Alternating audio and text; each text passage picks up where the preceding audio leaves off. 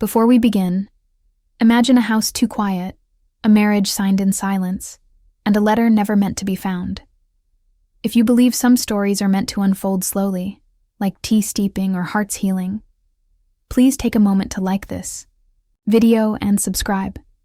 It helps us bring more quiet, meaningful stories to life. I used to imagine my wedding day would smell like roses. But that morning, all I could smell was sandalwood and silence. The ceremony took place in a vaulted room lined with dark wood, its air thick with centuries of varnish and quiet judgment.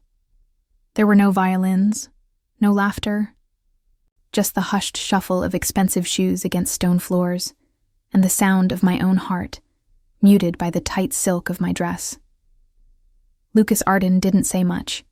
He stood tall beside me, stoic, deliberate, dressed in a steel gray suit that matched his eyes exactly. He didn't offer his hand, not even a glance. Only when the officiant asked if he took me as his wife, he nodded once and said, "Yes," as agreed. Not with love, not until death, just as agreed. I wanted to run, not out of fear, not even sadness, but because in that moment I realized the girl I had been, who once dreamed of wildflowers, vows whispered beneath willow trees, and kisses that meant everything, was already gone.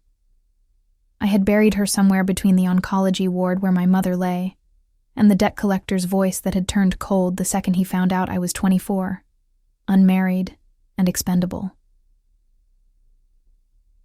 We signed the papers under the dim chandelier.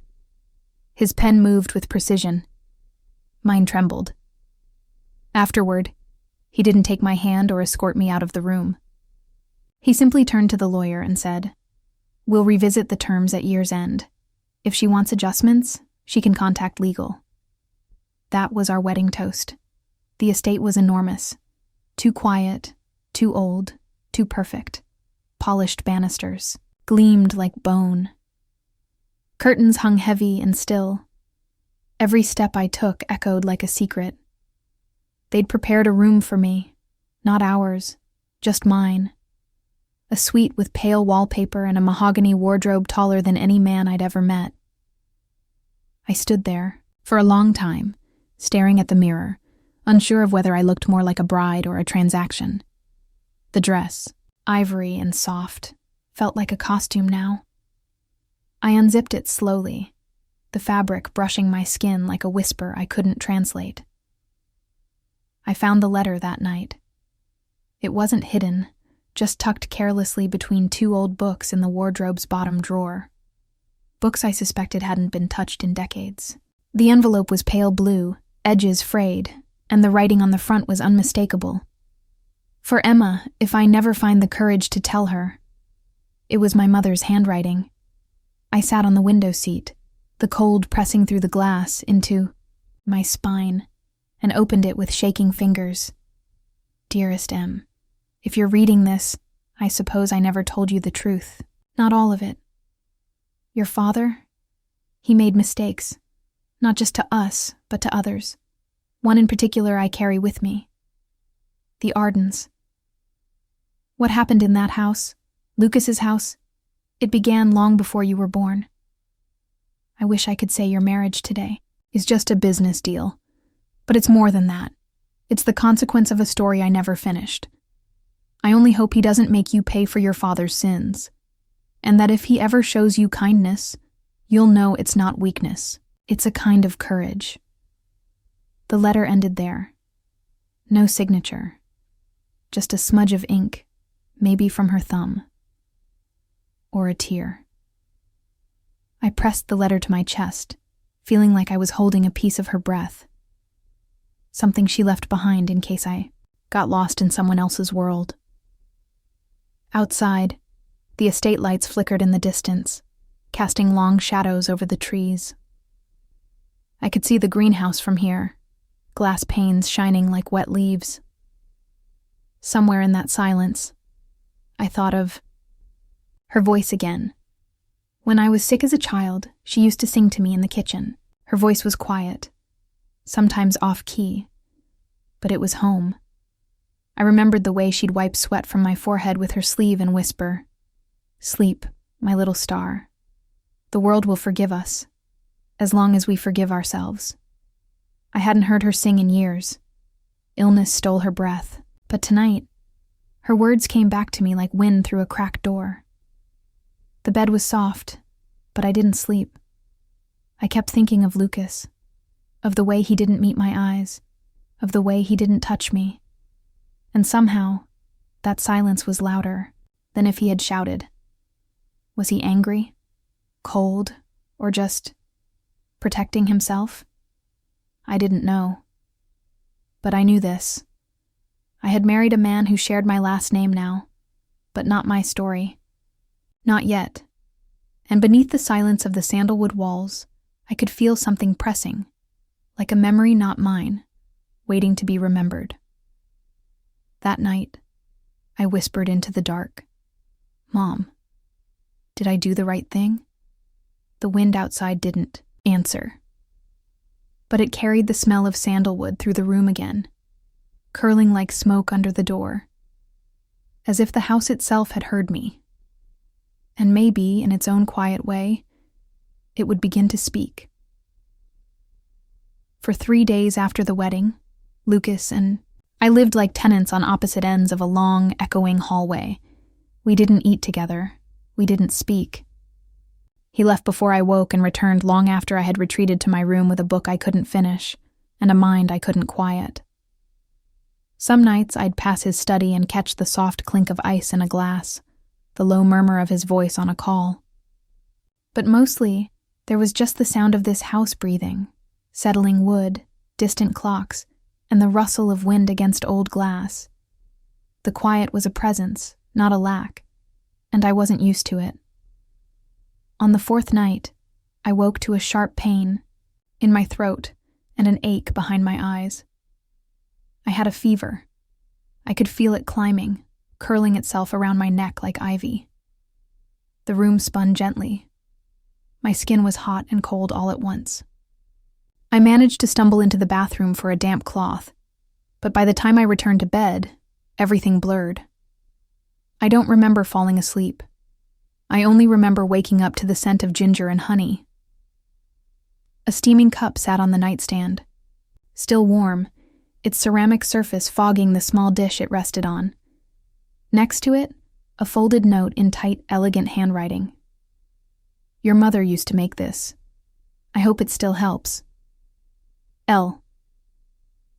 I stared at the note longer than I stared at the tea. He had remembered, or asked, or listened. The last time I was sick like this, I had been 13. I'd fainted after gym class, and Mom had walked all the way from the bookstore with a thermos of hot ginger tea wrapped in a towel. She sat beside me on the couch, humming softly, fingers brushing my bangs aside. "Ginger helps clear the fog," she said, "in the body and in the heart." I sipped the tea slowly now, letting the warmth smooth out the jagged parts of me. The flavor was imperfect. Too much honey, not enough lemon. But it was real. And in that moment, real was more than enough. I stayed in bed the next day, drifting in and out of dreams. In one of them, I was a little girl again, hiding under the kitchen table, eavesdropping on my parents arguing. My mother's voice was firm but tired. My father's was quiet, almost ashamed. I couldn't hear the words, only the weight of them. When I woke, I found a new cup of tea on the nightstand. Still warm.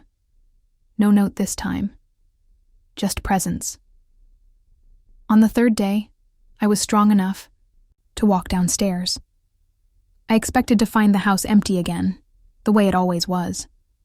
But when I stepped into the kitchen, barefoot, wrapped in an old sweater, I saw Lucas at the stove, sleeves rolled up, boiling water with the same tense concentration he probably used in board meetings. He looked up, startled to see me. "You're awake," he said simply. I nodded. "So are you." He half smiled. The first sign of one anyway. It vanished almost as quickly as it came. "You shouldn't be out of bed." I was thirsty. He gestured to the tea kettle. "I'll make you more." I hesitated at the edge of the room. "You didn't have to do that." He didn't look at me when he replied. "Neither did you when you said yes." There it was, a sentence, a fracture in the silence. Not affection, not apology, but acknowledgement. He poured the tea into a mug and slid it across the counter. I sat down slowly, feeling the cool stone beneath my palms. "Thank you," I said. Lucas nodded and turned to clean up. I noticed the dishes were already done. The kitchen was too neat to have seen much life, but this morning, it felt different. Like someone had opened a window. We didn't talk after that. But something had shifted. That afternoon, I went to check the mailbox out front. It was one of those heavy brass ones attached to the gate, covered in ivy. There were only 2 envelopes, both hospital bills. I flipped one over and saw that it had already been paid. Not in my name, in his. Lucas had paid the entire balance for my mother's treatment 2 weeks ago. Before the wedding, my throat tightened. He hadn't mentioned it. No grand gesture, no strings. Just a quiet decision that must have cost him thousands. And something else. The willingness to help without needing to be seen. That night, I sat by the window again, sipping the last of the tea. I looked at the letter from my mother, still folded neatly in the drawer beside me, still unfinished. "If he ever shows you kindness, you'll know it's not weakness. It's a kind of courage." She had been right. Lucas hadn't touched me. He hadn't demanded closeness, but he had stood in that kitchen making tea, and he had paid the bills that might have buried my mother, not as part of a deal, but as a choice. Outside, a late autumn wind stirred the trees. I pulled the blanket tighter around my shoulders and let myself believe, for the first time since the wedding, that maybe, just maybe, this house wasn't just a cage built from debt and duty. Maybe it was a waiting room, and maybe, in time, we'd learn how to meet each other in it. It had rained overnight. The windows were streaked with thin rivers of gray light, and the trees bent in silence outside the estate walls. I sat at the breakfast table, untouched toast growing cold beside a cup of tea I hadn't stirred.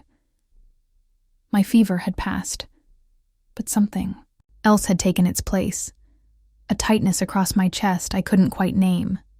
The letter. I couldn't stop thinking about the letter. I had read it a dozen times by now. Every sentence carved itself deeper into me, especially the last. Everything began in that house. This house.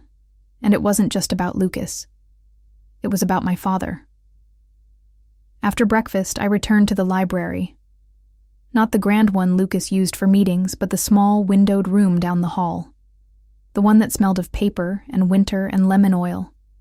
It reminded me of my childhood. Rainy Saturdays spent with a blanket and a flashlight, my mother's hand on my back as I read. I hadn't planned on finding anything. I just needed air that wasn't filtered through questions I couldn't ask, out loud. The shelves were mostly business and law texts, neatly alphabetized. But on the bottom row, wedged behind a row of investor reports, I found a photo album. Dusty, plain, its leather spine cracked with age. Inside were black and white photographs. Some dated back to the 1970s. A young woman in a wide-brimmed hat. A boy, Lucas maybe, barefoot on the lawn. A man standing beside a car with one hand on the roof and the other holding a glass of scotch. And then, there he was. My father, smiling, confident, arms folded beside a younger Lucas, both standing in front of what looked like a small brick building. Some kind of shop, maybe. No one had labeled the photo, but I recognized my father's posture, that half-smile he wore when he thought he had already won. I stared at it for a long time, longer than I should have. When I looked up, Lucas was standing in the doorway. He didn't speak at first, just followed my gaze to the photo still resting on my lap. "You found it?" he said quietly. I didn't know what to say. "That was the day he signed the lease," Lucas continued, stepping into the room. "My father gave him a space in the storefront we owned. No collateral. Just a handshake and a promise." He paused, then added with a sharpness that didn't belong in the room. 3 months later, your father refinanced the property behind our backs and sold his shares. We lost everything. My father died of a heart attack 6 weeks later." The words dropped like stones between us. I stood up slowly. My voice caught somewhere in my throat. "I didn't know. He never told us." Lucas looked at me, but not with blame, with something worse, understanding. I believed he was a good man once too. I opened my mouth to apologize, but the words felt hollow. I hadn't made the deal. I hadn't betrayed anyone. And yet here I was, wearing his name, living in the house built on the ashes of Lucas's trust. "So, the marriage," I said, trying to breathe through the question. "Was it just revenge?" He didn't flinch, just shook his head once. "It could have been. Maybe that's why I agreed to it at first. But I never wanted to humiliate you, Emma.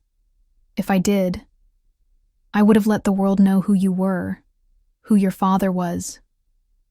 But I didn't." He took a step closer, then stopped himself.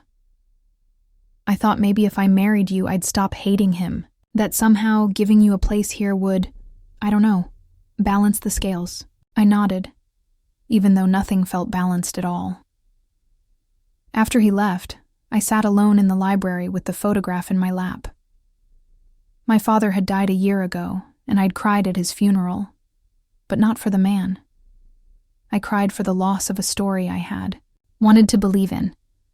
A father who'd been brave, honorable, someone I could model my own strength after. Now that story had a crack, and through it, I saw a stranger. And yet, I also saw Lucas, still here, still carrying it, still trying. That evening, I sat beside my mother's bed at the hospital. Her color was better, her breathing stronger, but her eyes stayed closed, and her hand in mine was still too light, like it had forgotten how to hold. I reached into my purse and pulled out the letter. "You knew, didn't you?" I whispered. "You knew what he did, and you married him. Anyway, you stayed." I paused, blinking away tears. "I think I understand now. Staying isn't always weakness. Sometimes it's resistance. A kind of grace." When I got home, the lights in the kitchen were on. Lucas was at the counter again, sleeves rolled, pouring 2 cups of tea. He looked up when I entered and hesitated. "I figured you might be cold," he said. I took the cup he handed me. It was hot and fragrant. Ginger again, but better this time. "You adjusted the recipe," I said softly. He looked at me.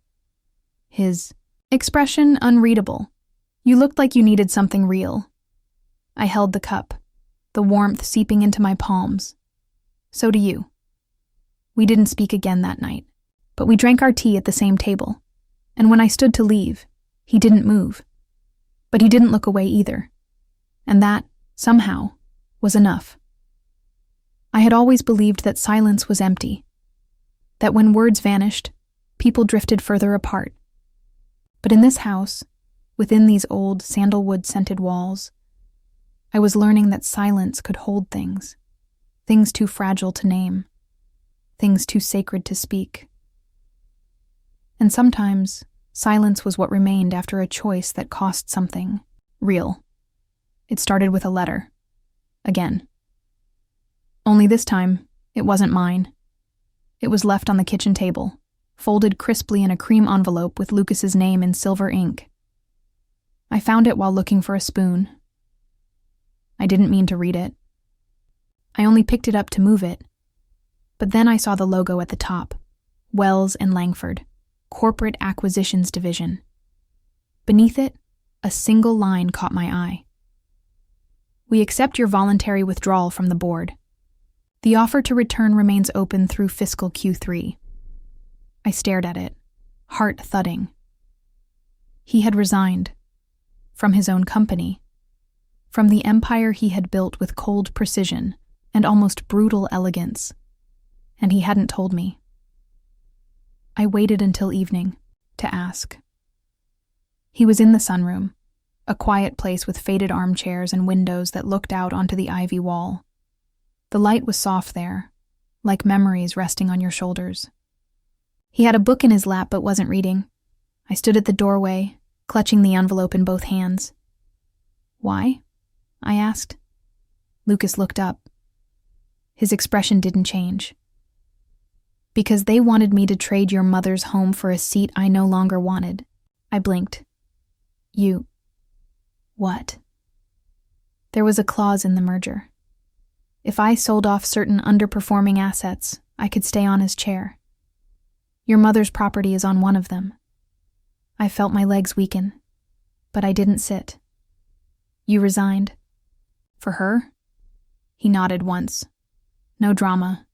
No declaration. I told you. I wasn't interested in revenge, and I don't need more money. What I needed was to stop pretending I built this alone, that I didn't owe anything.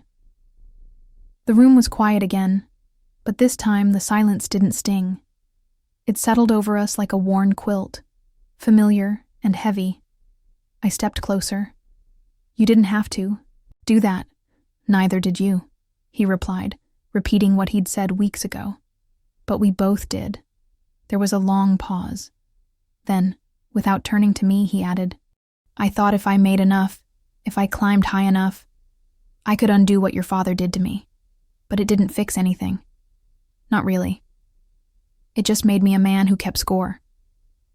I finally sat. And now? He exhaled. Now I'm just a man. That night I made the tea, the way my mother did.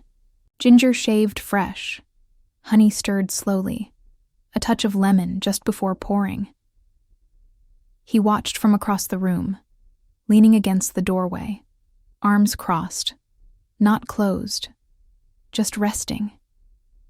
You memorized it, he said.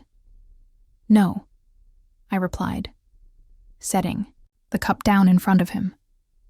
I lived it. He took a sip, then another, said nothing. But the way he looked at the cup, like it was something both familiar and impossible, said more than I could. Thank you, he said, and the words were quiet but full. It's just tea.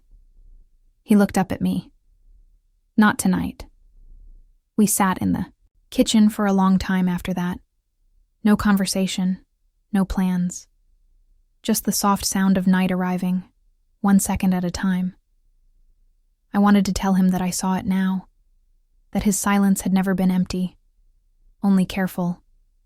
That maybe, in some strange way, our marriage was no longer a cage, but a place where grief and kindness had finally met. But before I could speak, the doorbell rang. Lucas was the one who answered it. I followed a moment later and froze when I saw the woman standing in the foyer, tall, striking, in a wool coat that probably cost more than my car. She looked familiar in a way that made my stomach clench. She was older than Lucas, but only slightly. Her eyes moved from him to me, then settled with quiet calculation. You must be Emma, she said, offering her hand. I'm Margot. Lucas's sister? Sister. Of course. I remembered now, barely, my mother once mentioning a Margot Arden who ran a museum foundation on the West Coast. She had vanished from New York society years ago after a falling out with the family. No one knew why. Until now. Lucas's posture was straight but strained. Why are you here? Margot ignored him. I came because someone told me Lucas Arden finally did something irrational. She turned to me, smiling. Married the daughter of his enemy, sacrificed his company for a crumbling house, and learned how to brew tea, all in the same month. I flushed. Lucas sighed. Margot? But she waved a hand. Relax, I'm not here to dig up ghosts. I'm here to say, you're not him, Lucas. You never were. He looked at her, and something softened in his jaw. That's not what Dad thought. No, she said. But Mom did, and so do I. She turned to leave, pausing only once more. You chose to lose something for someone else. That's not failure. That's what we call grace. And then she was gone. Later, when we returned to the kitchen, Lucas sat at the table and rested, his hand on the wood. Just one hand. Still. Deliberate. You know, he said quietly. This house never felt like mine until you got sick in it. I blinked. That's a strange thing to say. He smiled slightly. Maybe. But watching someone you care about go through pain, and choosing to stay anyway, that makes a place yours. That night, I returned to my room and found a new letter on the pillow. Not from my mother, from Lucas. It was short. Thank you for staying, Emma.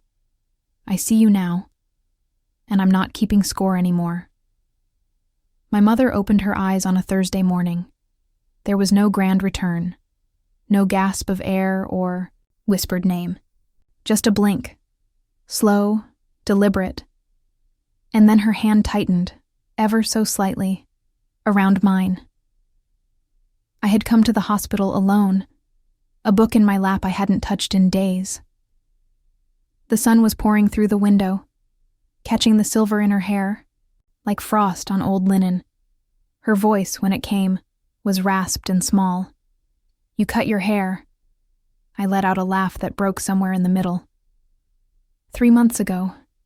She smiled, soft and crooked. Still looks better than mine. That afternoon, while the nurses adjusted her IV and brought in a tray of soup she wouldn't eat, I stepped into the hallway to catch my breath. In my coat pocket, folded 3 times, was a letter. Not the old one, the half-written apology that had haunted me since the wedding. No, this one was different. New. Written on a page torn from a notebook, still lined and slightly wrinkled. The ink was shaky, but the handwriting was unmistakable. My mother must have written it before her relapse. Somehow, she knew I would need it later, when the silence between us was too heavy for words. I unfolded it now, in the quiet stretch between fluorescent lights and the beep of distant monitors. Dearest Em, I've seen how you look at him, and how he looks at you when he thinks you're not watching. He's not your father, and you're not me. You are braver than I ever was. You asked the questions I didn't have the strength to voice. I married for love, then stayed for pride. You married for duty, but if you choose to stay now, let it be for something softer. Forgiveness, maybe. Or peace, or tea. Love you always, Mom. I pressed the letter against my chest and closed my eyes. There were so many things she had never said when I was growing up.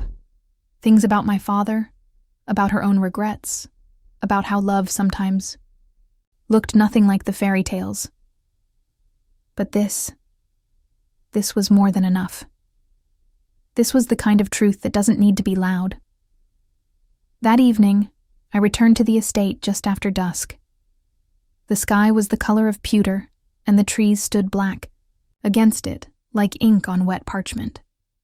A fire crackled faintly somewhere within the walls. The house smelled of cedar, and something faintly citrus. Lucas must have opened a window again. I found him in the kitchen, sleeves rolled, chopping ginger with that familiar deliberateness, like the world narrowed down to each slice. She woke. Up, I said quietly. He stopped mid-motion. Is she still her? I smiled. Sarcastic, Hungry, already asked me to sneak in coffee. He nodded, then reached for the kettle. Good. She also wrote me a letter, I added, unfolding it on the table between us. I think she likes you, though she wouldn't admit it directly, she hinted. Lucas scanned it silently, then tapped a finger on one line. Tea, he said. Tea, I echoed. We drank together by the window, in the same spot I had once sat shivering with fever, unsure of who I was or what I'd done by marrying a man like him. Now I didn't feel unsure. I felt still. He watched the steam curl upward from his cup, then looked over at me. You know, he said slowly, I thought I'd lost my mother's voice years ago. She died before we could speak again. I nodded. Sometimes silence lasts longer than grief. He glanced at me then. Really looked. Not past me. Not through me. You broke it. What? The silence. Between us. It struck me then. We hadn't raised our voices. We hadn't argued in sweeping declarations or kissed in some rain-soaked epiphany. We had simply stayed, when it would have been easier to walk away. The next morning, we drove to my mother's house, not the one we had grown up in. That was gone now. This was the smaller cottage in Sleepy Hollow she had moved to before her health failed, the one with the blue shutters, and the creaky porch swing and the herb garden that hadn't been tended in years. We didn't speak much during the drive, but when Lucas turned off the ignition, he turned to me. If you want to stay here with her, I'll understand. I don't, I said gently. But I want her to stay with us. He blinked. At the estate? I nodded. It's not just your house anymore, and it's not just mine. Maybe if we fill it with enough voices, it'll stop echoing so much. He smiled. It was small, but real, and it reached his eyes this time.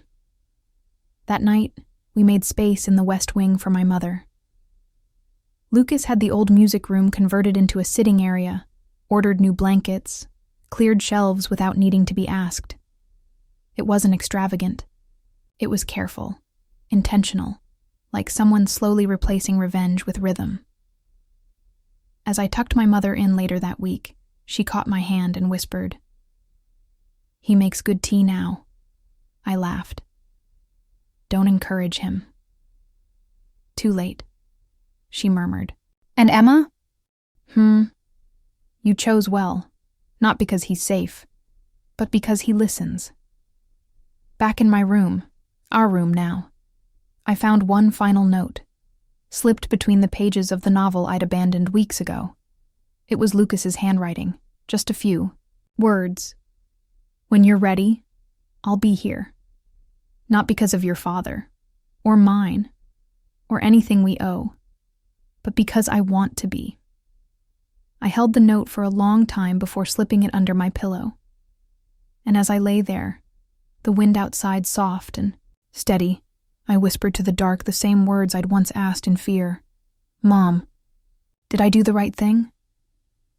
This time, I didn't need an answer, because I already knew. They say houses have memories, that walls remember voices, that floors soften under familiar footsteps, that over time, a place learns to make room for the people who refuse to leave. I used to think this house would never feel like mine. It was too tall, too quiet, too filled with things I hadn't chosen. But now I was beginning to think that maybe it was trying to learn me too. It began with small things.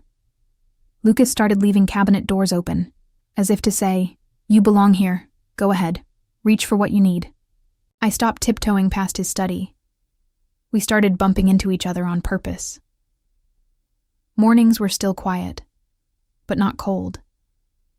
We moved through the kitchen like a team in slow motion. He boiled water, I toasted bread. He read the paper. I listened to the news on low volume.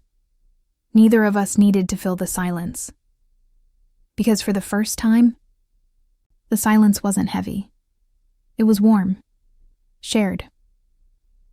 One evening, I came home from the hospital to find Lucas standing in the library. The small one, the one I'd found the photo album in. He had a hammer in one hand and a frame in the other. He looked sheepish. I thought maybe this wall could use something besides legal degrees. I stepped closer. It was the photo of my father and him, standing outside the old storefront decades ago. I stared at it, confused. "Why would you hang this?" Lucas took his time answering. "Because that's where it began, for both of us. I've hated it for years. But hating it didn't erase it." He paused, glancing at me. "And maybe hanging it is my way of saying, I'm done trying to." I swallowed hard. "That's not forgiveness." "No," he agreed. "But it's a start." A few days later, I caught a cold again. Nothing serious, just fatigue and a sore throat. But Lucas noticed. He didn't say anything, just brought a blanket to my reading chair, adjusted the thermostat, and left a steaming cup of tea by my side. When I looked up from my book, I found him standing in the doorway. "You don't have to take care of me," I murmured, throat scratchy. "No," he replied, "but I want to." That was the difference now. Everything that used to feel obligatory, duty, debt, penance, was becoming voluntary. Not because we forgot the past, but because we had decided to live beyond it. One morning, while reorganizing the pantry, I found an old jar of dried lavender. My mother used to tuck sprigs of it between folded sheets. I smiled instinctively, lifting it to my nose. Lucas walked in, watching me. "What is that?" "Lavender," I said. Mom used to say it made dreams less cruel. Later that night, when I returned from brushing my teeth, I found a small lavender sachet tucked into my pillowcase. I didn't ask how he did it. I just said thank you. We still hadn't spoken about love, not directly, but sometimes it was there, in the way he looked at me across the dinner table, or in the way he waited for me to finish my tea before he started his. One night, I came downstairs late and found the living room dimly lit. Lucas had fallen asleep in the armchair, a book open, on his chest. His features, normally so sharp, were soft in rest, like a man unguarded, unarmored. I didn't wake him. I just sat across from him, curled up on the couch, and listened to the clock tick into a new hour. It felt like the house was breathing with us, slow, gentle, steady. Eventually, of course, the world came knocking. Lucas began receiving calls again, offers to return to the company, join new boards, speak at conferences. He turned most of them down, but one he accepted. A nonprofit foundation focused on financial literacy for low-income families. I overheard him talking to the director. "I know what it's like," he said. "To be taken advantage of by someone you trusted." I didn't say anything when he hung up, but I made his tea extra strong that night, and he drank all of it without a word. Weeks passed. My mother grew stronger. She began taking walks in the garden, wrapped in shawls and sarcasm.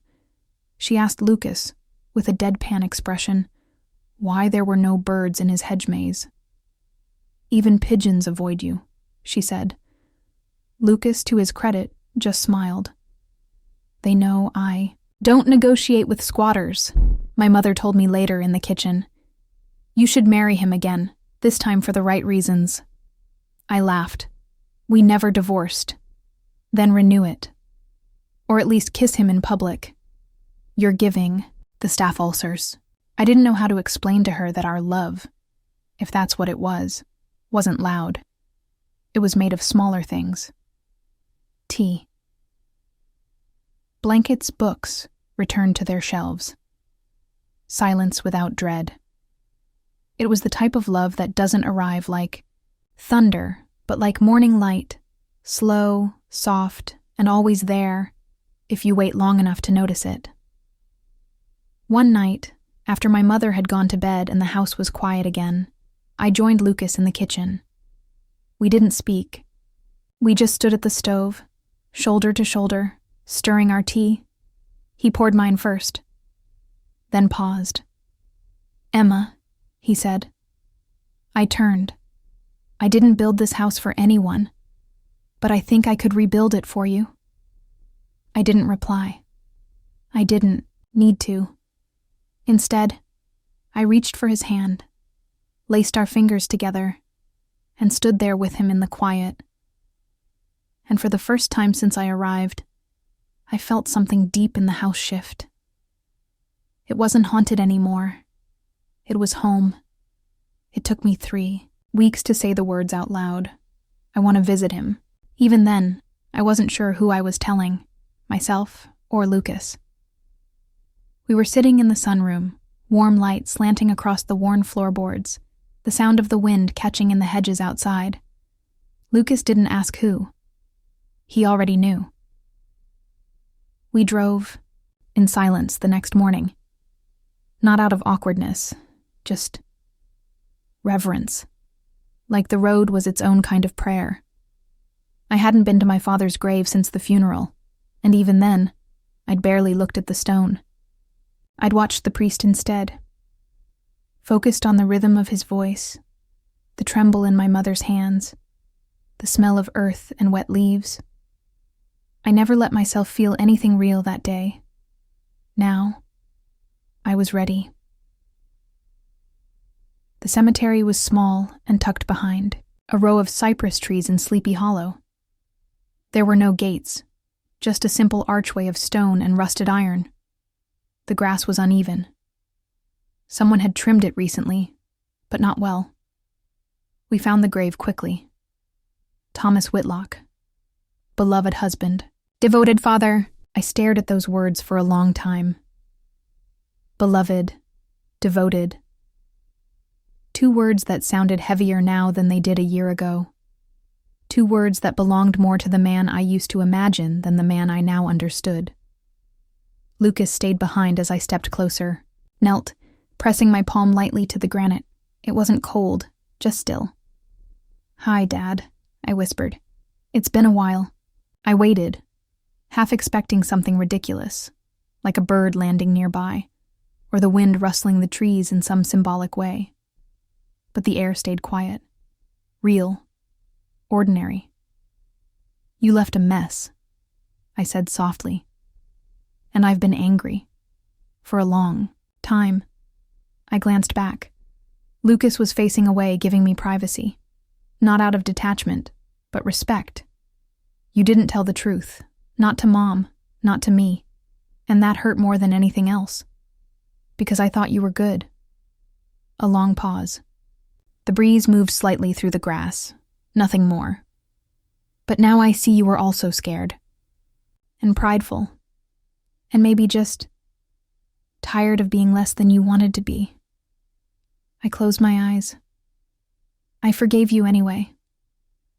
I reached into my coat pocket and took out a folded scrap of paper, my mother's first letter, the unfinished one, the one with tear stains and the half-spoken truths.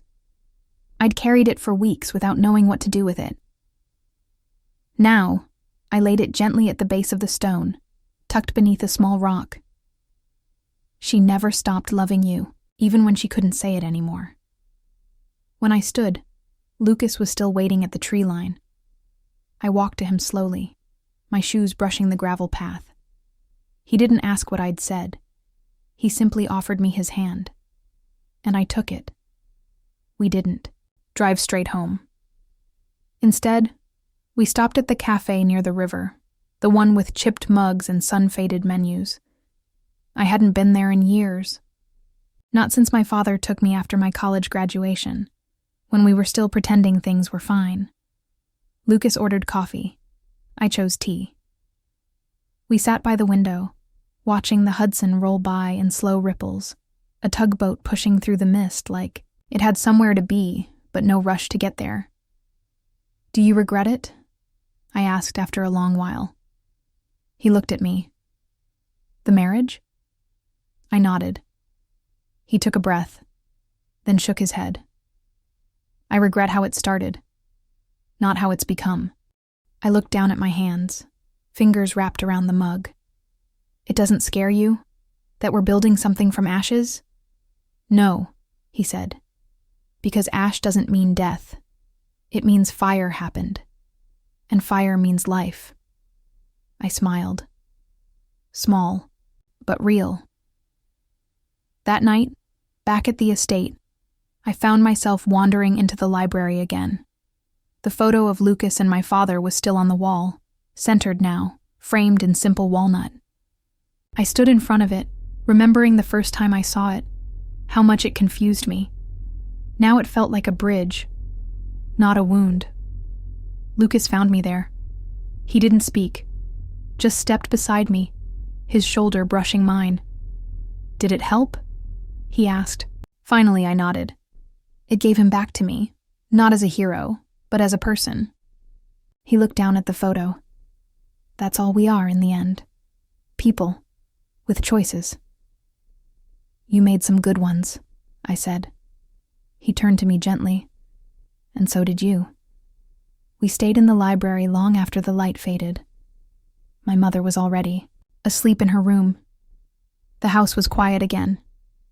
But this quiet was different. Not the hush of tension, the hush of peace. Lucas walked me to the stairs. At the landing, I paused and turned back. I'm not staying because of obligation anymore, I said. You know that, right? His answer was immediate. I know. I'm staying, I continued, because when I leave a room now, I look back to see if you're still there. Lucas smiled, just a little, the kind of smile that meant everything, and I always will be. That night, I fell asleep with the window open. The wind moved gently through the curtains. Somewhere outside, a bird called once, then fell quiet. And as I drifted into sleep, I realized something. The house wasn't heavy anymore. It had exhaled, and so had I. The first snowfall came early that year. It dusted the hedges, softened the rooftop, tiles, and lined the driveway in a hush so delicate it seemed the house itself was holding its breath. From the kitchen window, everything looked calm, like the world had been rewritten in white. I was stirring tea. Not for anyone, just for myself. The house was still. My mother had gone back to sleep after her morning walk, a scarf wrapped loosely around her shoulders.